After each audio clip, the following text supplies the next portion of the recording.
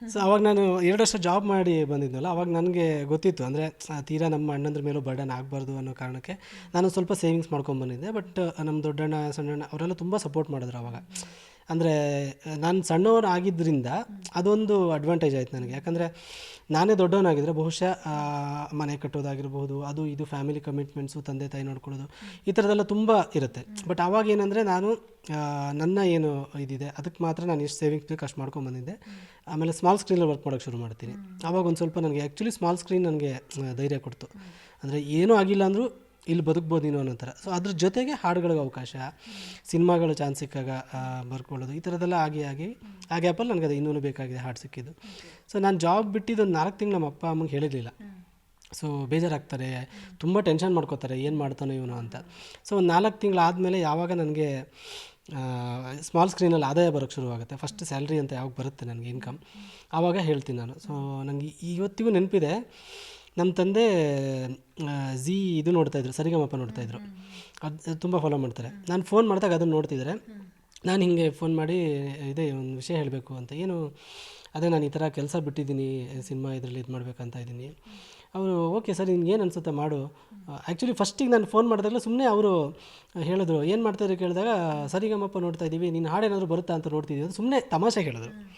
ನಾನು ಅದಕ್ಕೆ ಹೇಳಿದೆ, ಇಲ್ಲ ಹಾಡು ಬರೋಕ್ಕೆ ಇನ್ನೂ ತುಂಬ ಟೈಮ್ ಇದೆ ಅಂತ ಹೇಳಿಬಿಟ್ಟು ನಾನು ಅವಾಗ ಹೇಳಿದೆ, ಈ ಥರ ಕೆಲಸ ಬಿಟ್ಟು ಈ ಥರ ಮಾಡ್ತಾಯಿದ್ದೀನಿ. ಆಯಿತು, ನಿನ್ಗೇನು ಖುಷಿ ಬರುತ್ತೋ ಮಾಡು ಅಂತ ಆ್ಯಕ್ಚುಲಿ ಹೇಳಿದ್ದಾರೆ. ಬಟ್ ಅವ್ರ ಮನಸ್ಸಲ್ಲಿ ಅದು ನೋವಿದೆ, ಆ ಒಂದು ಆತಂಕ ಇದ್ದೇ ಇದೆ. ಬಟ್ ಆ ಮೂಮೆಂಟಿಗೆ ಹೇಳಿದ್ರು. ಆಮೇಲೆ ಯಾವಾಗ ಫಸ್ಟ್ ಹಾಡು ರಿಲೀಸ್ ಆಗುತ್ತೆ ಆವಾಗ ತುಂಬ ಖುಷಿಪಟ್ಟರು. ಈಗ ಎಷ್ಟು ಖುಷಿ ಇದೆ ಸರ್ ಅವ್ರಿಗೆ?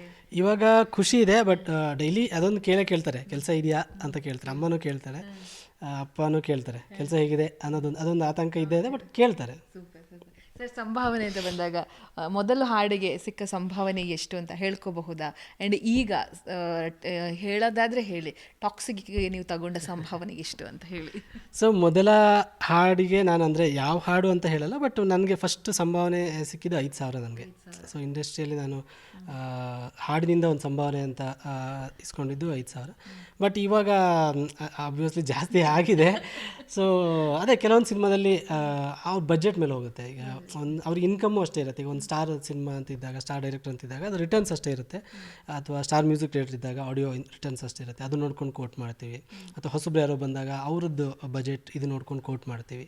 ಸೊ ಎಲ್ಲ ಒಂದೇ ಥರ ಇದು ಮಾಡೋಕ್ಕೂ ಆಗಲ್ಲ. ಬಟ್ ನನಗೆ ಟಾಕ್ಸಿಕಲ್ಲಿ ಖುಷಿ ಇದೆ. ಅಂದರೆ ನಾನು ಏನು ಕೋಟ್ ಮಾಡಿದೆ ಅದನ್ನು ಏನೂ ಇದು ಮಾಡೇ ಇಲ್ಲ, ಅವರು ಅದನ್ನು ಕೊಟ್ಟರು. ಮದುವೆ ಯಾಕೆ ಸೈಲೆಂಟಾಗಿ ಆಗಿದ್ದು? ನಮಗೂ ಹೇಳಿ, ಕರೆದು ಮಾಡಿ. ಒಂದೇನು ಜಾಸ್ತಿ ಏನು ಊಟ ಮಾಡ್ತಿರಲಿಲ್ಲ, ಸ್ವಲ್ಪ ಊಟ ಮಾಡ್ತಿದ್ವೇನೋ, ಯಾಕೆ ಕರೀಲಿಲ್ಲ ಅಂತ ಹೇಳಿ. ಇಲ್ಲ, ನನಗೆ ಆ್ಯಕ್ಚುಲಿ ಇವಾಗಲೇ ನೆನಪಾಗಿರೋದು ಮದುವೆ ಕರೆದಿಲ್ವೇನೋ ಅಂತ. ನನಗೆ ಸಿಕ್ಕಾಪಟ್ಟೆ ಪ್ರೆಷರ್ ಅವಾಗ, ವರ್ಕು ಅದು ಇದು ಅಂತ. ಬಟ್ ಅಲ್ಲಿನ ಮಟ್ಟಿಗೆ ನಮ್ಗೆ ಗ್ರ್ಯಾಂಡಾಗಿ ಅದು ಊರಲ್ಲಾಗಿದ್ದು. ಸೊ ಪ್ರಾಬಬ್ಲಿ ಬೆಂಗಳೂರಲ್ಲಾಗಿದ್ದರೆ ಎಲ್ಲರೂ ಬರ್ಬೋದಿತ್ತು, ಅಲ್ಲಿ ಊರಲ್ಲಾಗಿದ್ದು. ಅದೇ ಮದುವೆಯಾಗಿ ಆಯಿತು, ಆಲ್ಮೋಸ್ಟ್ 1-1.5 ವರ್ಷ ಆಯಿತು. ಹೇಗಿದೆ ವೈವಾಹಿಕ ಜೀವನ? ಚೆನ್ನಾಗಿದೆ ಮೇಡಮ್. ಅವ್ರ ನಿಮ್ಮ ಪತ್ನಿ ಬಗ್ಗೆ ಹೇಳೋದಾದರೆ? ಅವರು ಅದೇ ನನಗೆ ತುಂಬ ನನ್ನ ಕೆಲಸಕ್ಕೆ ತುಂಬ ಸಪೋರ್ಟಿವ್ ಆಗಿರೋದು. ಈಗ ಮನೆಯಲ್ಲೇ ಕೆಲಸ ಮಾಡ್ತೀವಿ ಅಂದಾಗ ತುಂಬ ಆ ಮನೆ ಆ್ಯಂಬಿಯನ್ಸ್ ತುಂಬ ಮುಖ್ಯ ಆಗುತ್ತೆ.